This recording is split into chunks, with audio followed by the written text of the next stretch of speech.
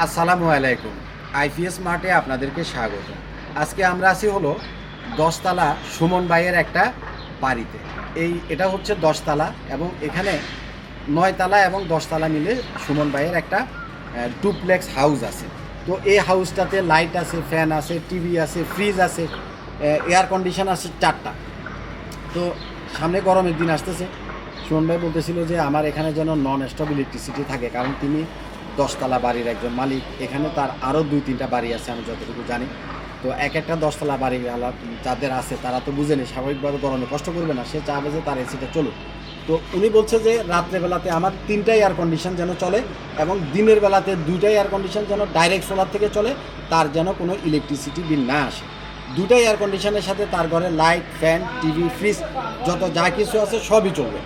এগুলো হচ্ছে of grid plus hybrid. এখানে আমরা দিছি গ্রো ওয়াটের ১২,০০০ ওয়াটের একটা সোলার ইনভার্টার, তার সাথে দিছি ডাই আর্টিসানের ১৬ কিলো ওয়াটের ২টা লিথিয়াম ব্যাটারি। আপনার যদি আরও বেশি ব্যাকআপ লাগে আপনি ৪টে লিথিয়াম ব্যাটারিও ইউজ করতে পারবেন। তো এখানে আমরা যে সোলার প্যানেলটা দিছি এটা হচ্ছে কানাডিয়ানের ৭১৫ ওয়াট সোলার প্যানেল, মোট ১২ কিলো ওয়াটের সেট আপ। এখানে একটা চাল দেখতেছেন আমার সামনে এবং এই সাইডে আরেকটা চাল আমাদের করা আছে। যেহেতু ক্যামেরাটা এইদিকে, আমি ওটা এখন দেখাতে পারতেছি না, পরে দেখাবো। ঠিক এখানে বড় করে যে এক ধরনের চাল দেখতেছেন আমার সামনে, এরকম আরেকটা আছে। অর্থাৎ ২টা চালে এখানে ১২,০০০ ওয়াটের আমরা সোলার প্যানেল ইনস্টল করছি এবং এটার সাথে আমরা ১৬×২ কিলো ওয়াটের লিথিয়াম ব্যাটারি দিছি এবং তার সাথে আমরা দিছি হলো ১২,০০০ ওয়াটের সোলার প্যানেল, গ্রো ওয়াটের ১২ কিলো ওয়াটের হাইব্রিড ইনভার্টার। তো এই সোলার প্যানেলগুলো এখানে কেন দিছি? এখানে আমি যে জায়গাটাতে দাঁড়ায় আছি এটা হলো একটা টাঙ্কি, ১০ তলা ছাদের উপরে ১১ তলাতে এটা হলো বিশাল একটা পানির টাঙ্কি। তো উনি চাচ্ছিলেন না যে ওনার ছাদটা নষ্ট করতে, কারণ ছাদে উনি বাগান করবেন এবং ছাদে যাতে হাঁটা চলা করতে পারেন। তো অনেকেরই এই সমস্যাটা হয় যে তারা ছাদটা নষ্ট করতে চান না। সিঁড়ির উপরে যে জায়গাটা আছে অথবা টাঙ্কির উপরে যে জায়গাটা আছে, অনেকেরই সিঁড়ির উপরে লম্বা টাইপের একটু জায়গা থাকে। তো বলে যে কফিল ভাই এই জায়গাটার ভিতরে যতটুকু সোলার ধরে অতটুকু আপনি আমাকে ইনস্টল করে দেন। তো এখন যেহেতু এখানে জায়গাটা কম, আমাদের যেহেতু বড় সেট আপ করতে হবে, ১২,০০০ ওয়াটের সেট আপ করতে হবে, যার জন্য আমরা কী করছি, সোলার প্যানেলটা বড় সাইজেরটা দিচ্ছি এবং টোটাল ছাদের এ পাশে বানাইছি একটা চাল, এ পাশে বানাইছি একটা চাল এবং এদিক থেকে দেখেন, এদিক থেকে সীমানা শেষ, ওদিক থেকেও সীমানা শেষ। সীমানার বাইরে আমরা আরও একটা প্যানেল দিছি, এদিকে আরেকটা প্যানেল দিছি ওইদিকে, দুই দিকে দিয়া মানে হেভি করে টানা দিছি।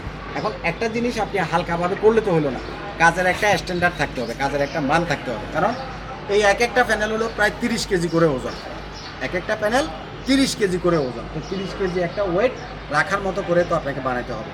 আমাদের প্রত্যেকটা কাজে দেখবেন আমরা যে স্ট্রাকচারগুলো তৈরি করি এটা কিন্তু 3 ইঞ্চি পাইপ, মোটা পাইপ দিয়া, এবং এটার নিচে 10 ইঞ্চি আমরা প্লেট দিছি, উপরে প্লেট দিছি এবং এই যে এখানে বক্স দেখছেন এটা হলো এই যে বিএসআরএম এর 1.5 ইঞ্চি 4 মিলি দুইটারে দিয়া, 4 মিলি দুইটা অ্যাঙ্গেলরে দিয়া তারপরে বক্স বানাইছি। এটা রেডিমেড বক্স না, মার্কেটে যে রেডিমেড বক্স পাওয়া যায় পাতলা সেটা না, এটা 4 মিলি অ্যাঙ্গেল দুইটাকে উল্টায় দিয়া বক্সটা আমরা বানাইছি। মানে এই বক্সটার উপরেই তো ভরগুলা থাকবে।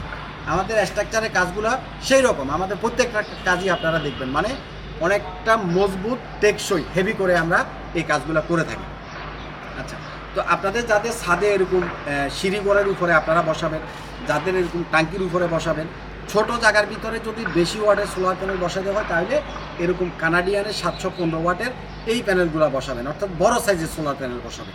হ্যাঁ, তো আপনাদের এটার ধরেন যে গ্রো ওয়াটের 6 কিলো যে মেশিন আছে, যারা দুইটাই এয়ার কন্ডিশন চালাবেন, চাইলে আপনি 6 কিলো মেশিনের সাথে 16 কিলো ওয়াটের একটা লিথিয়াম ব্যাটারি দিতে পারেন, অথবা 12 কিলো এই মেশিনের সাথেও 16 কিলো ওয়াটের একটা লিথিয়াম ব্যাটারি দিতে পারেন। আপনি চাইলে 16×32 কিলো লিথিয়াম ব্যাটারি দিতে পারেন। এটা আপনার বাজেট নিয়ে কথা, আপনি যত ইনভেস্ট করবেন তত সুখে থাকবেন, তত শান্তিতে থাকবেন, বিষয়টা এরকম। তো এটা যেহেতু হাইব্রিডের সোলার সেট আপ, এটা দিয়ে দিনের বেলাতে উনি যাই চালাক, light, fan, TV, fridge, air condition, induction চুলা যা মন চায়, যতক্ষণ সানলাইট আছে এতক্ষণ ১২,০০০ ওয়াটের লোড উনি যা চালাবে তার ১ টাকাও ইলেকট্রিসিটি বিল আসবে না, একদম জিরো ইলেকট্রিসিটি কস্ট।